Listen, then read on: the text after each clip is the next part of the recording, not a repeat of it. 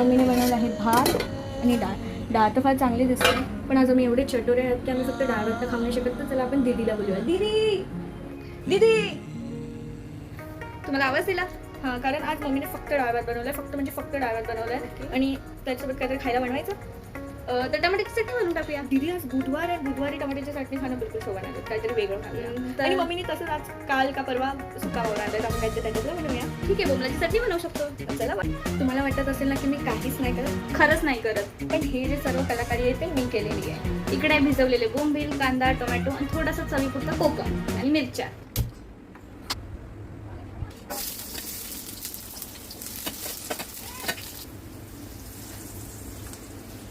घेते ना, खूप वाटायला लागलाय.